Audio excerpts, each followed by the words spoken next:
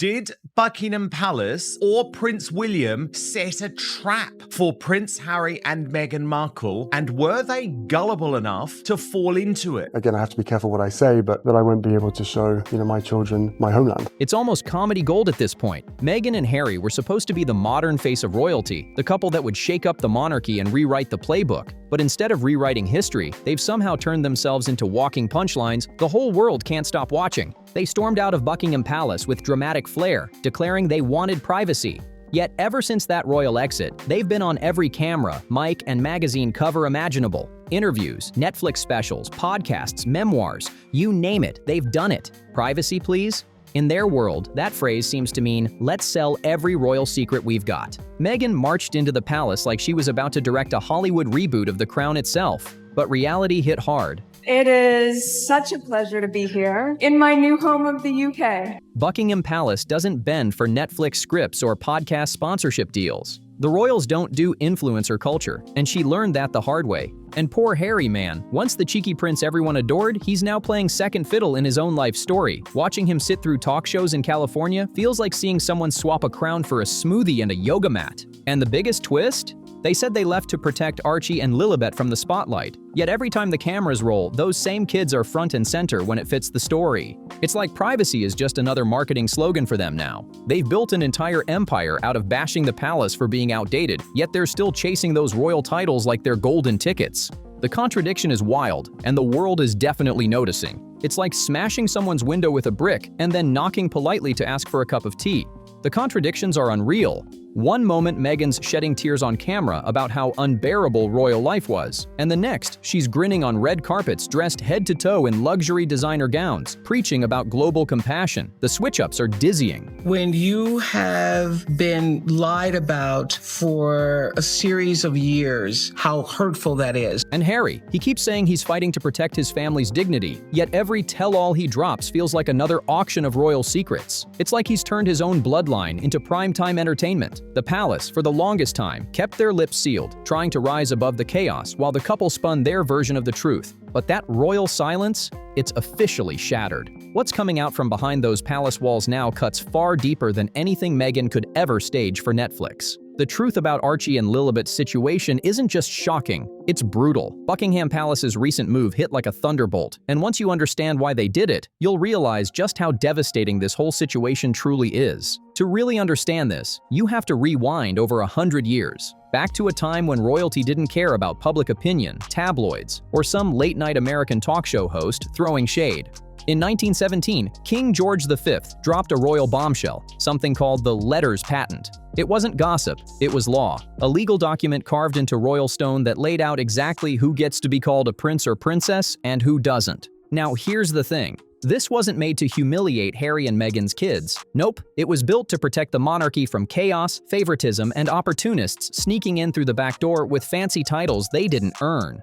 The rules are strict. Legitimate royal bloodline, birth registered under the Crown's jurisdiction, and official recognition through the Church of England. No Hollywood loopholes, no, we're just living our truth in Montecito exceptions. This is the iron framework that's kept the royal machine running smoothly for more than a century.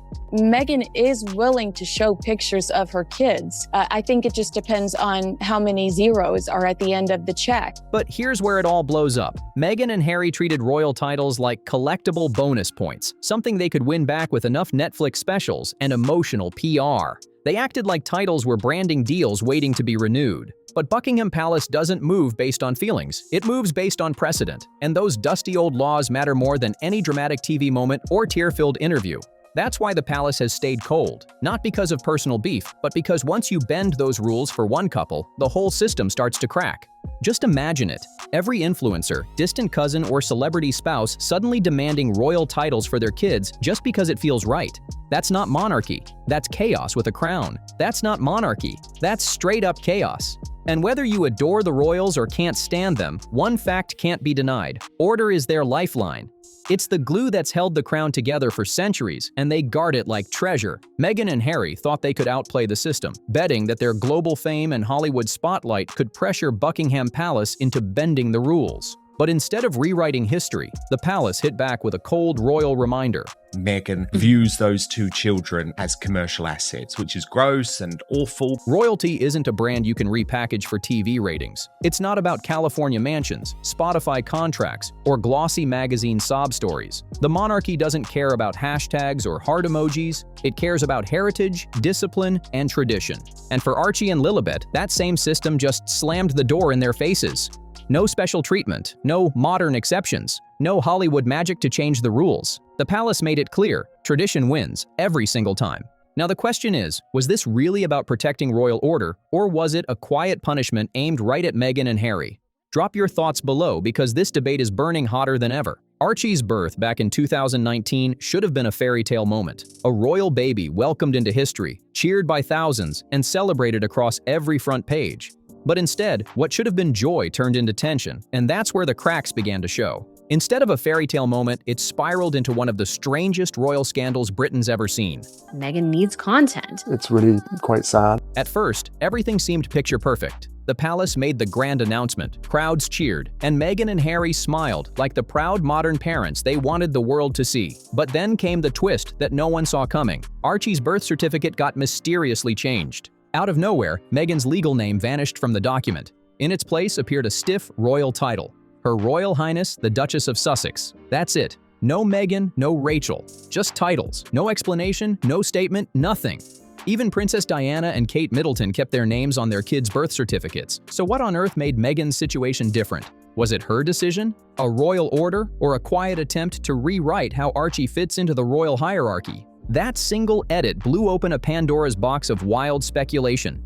Was Buckingham Palace subtly distancing itself? Or was Meghan herself trying to shed her old identity for a more regal one? Prince William has had enough of Prince Harry's ludicrous claims. Either way, the move didn't go unnoticed. It sent shockwaves through the press and fans alike. Because let's be real, this wasn't just some typo or harmless form change.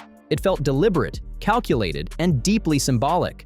Royal watchers knew instantly that something bigger was brewing behind the scenes. Every royal baby before Archie had their paperwork follow strict tradition, line by line. But his looked like an exception, a quiet warning that Archie's place in the royal books wasn't as secure as everyone thought.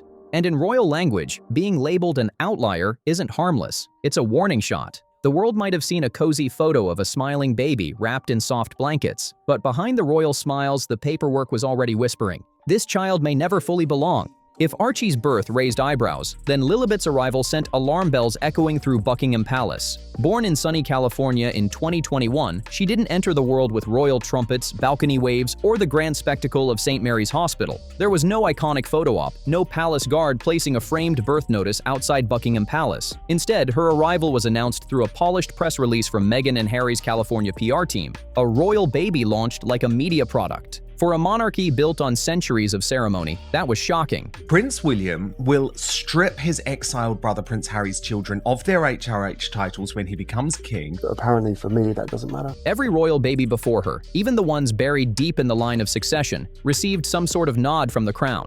A public blessing, a mention, something. But Lilibet? Nothing. No official statement from the late queen, no registry in the palace archives, no bells ringing across London. Just silence, a silence that spoke volumes.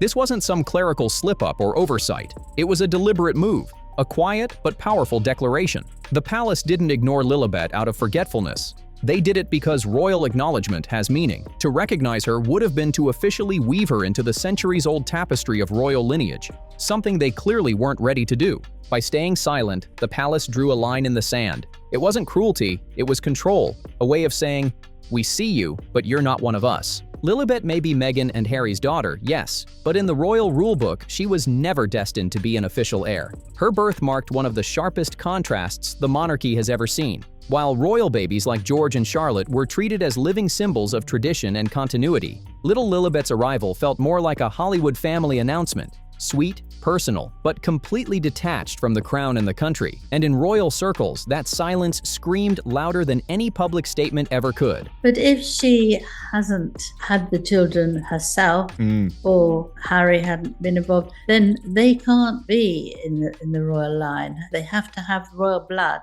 those little ones. Without that, there's no chance of them becoming a member of the royal family. See, a royal baptism isn't just a cute ceremony with lace gowns and holy water. It's a binding ritual. It's the sacred moment that connects a royal child to both the Church of England and the monarchy itself. Its heritage, identity, and legitimacy rolled into one powerful event that ties generations together. But here's where it all breaks apart. That ritual never officially happened for Lilibet in the eyes of the institution. Sure, Meghan and Harry threw a private baptism in California, surrounded by celebrity friends, luxury, and their own version of royal joy.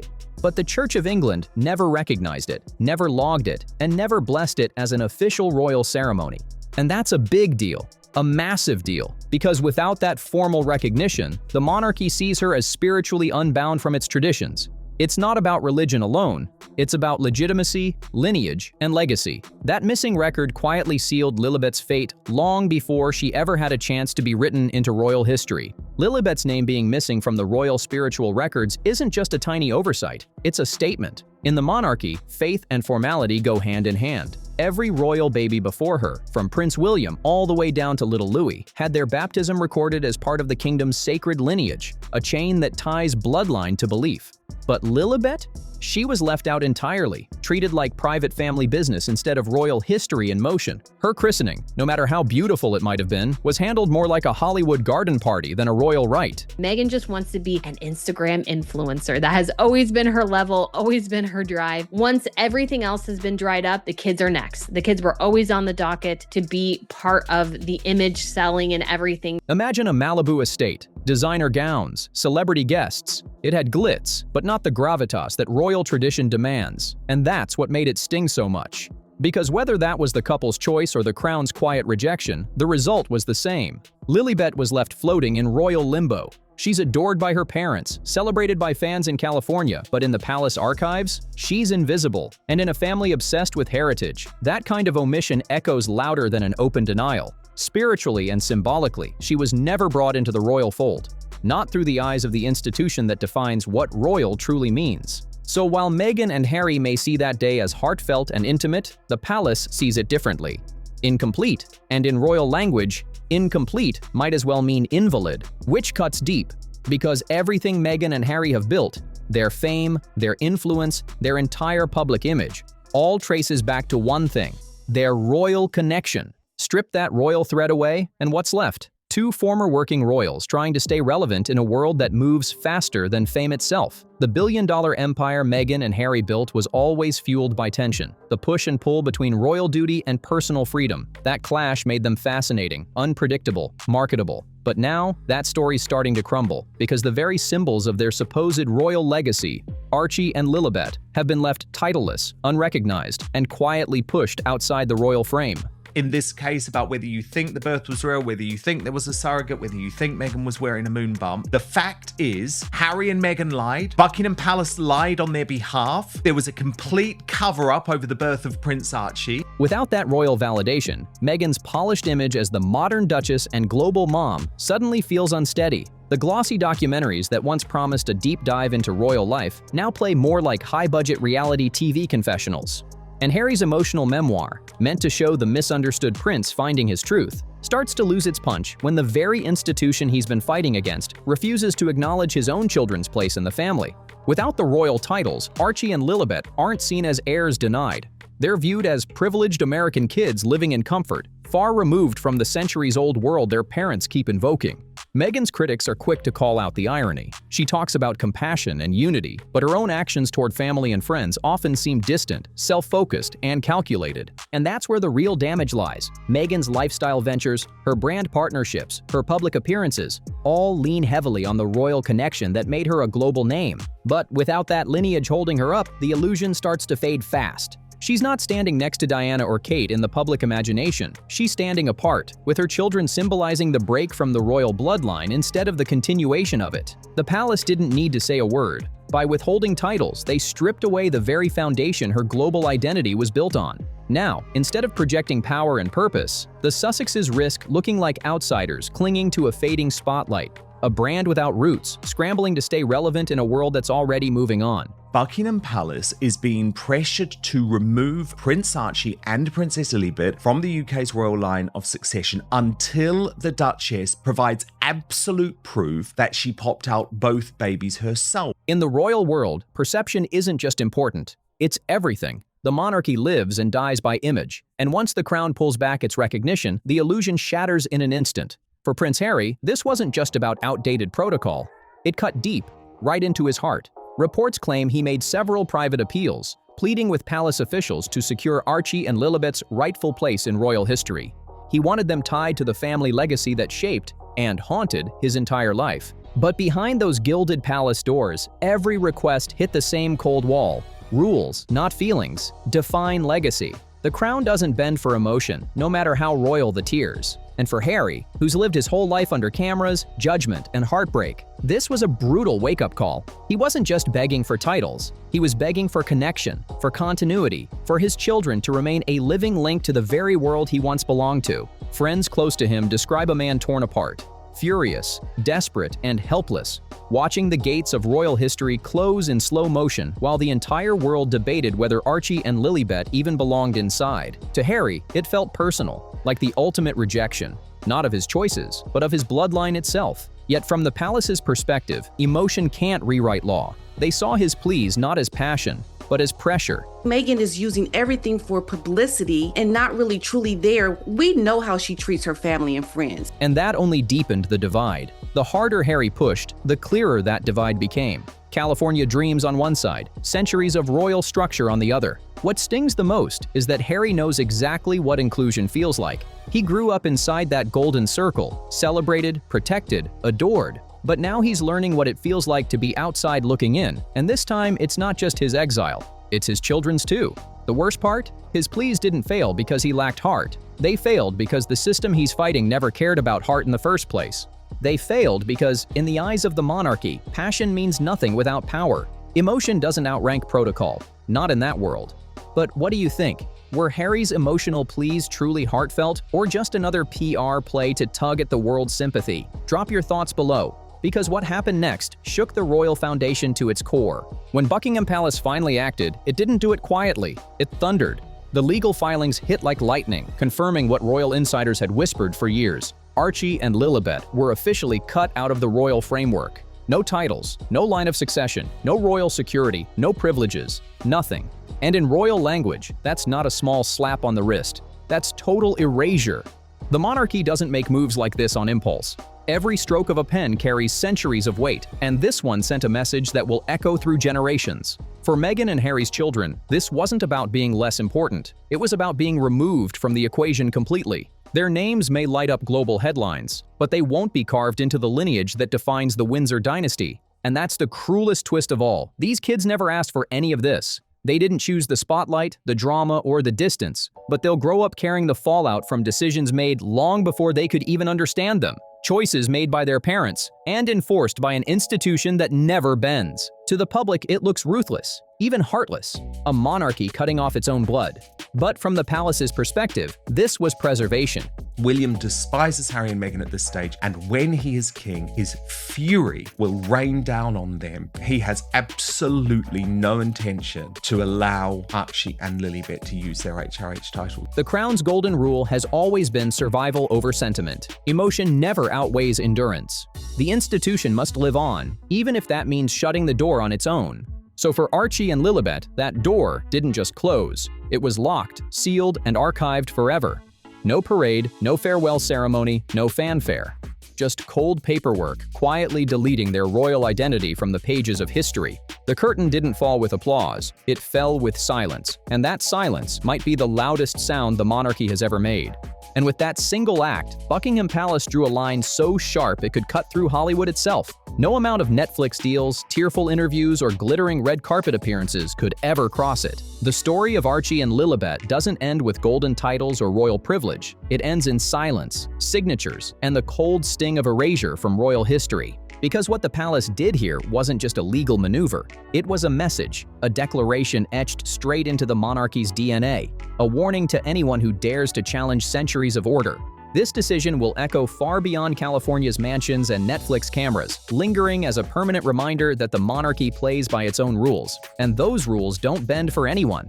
Archie and Lilibet may grow up surrounded by love, wealth, and freedom far away from the palace gates, but they'll always carry the invisible weight of being the heirs who weren't. Their parents fought for recognition, crafted narratives, and challenged an empire. But in the end, the monarchy proved that heritage isn't something you negotiate or brand for profit. It's enforced, sealed by blood, law, and legacy. And that's where the haunting question remains. Did Meghan and Harry ever truly understand the system they were fighting?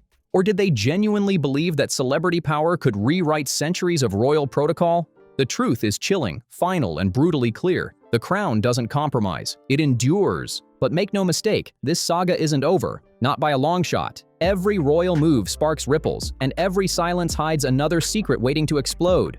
If you thought this twist was shocking, you haven't seen anything yet. Go watch my previous video right now to see how all of this was foreshadowed long before Archie and Lilibet were even born. Don't miss it. Hit that like button, tap subscribe, and turn on notifications so you never miss the next royal revelation. This is T-Torch, where the crown's secrets are never safe, and every shadow tells a story.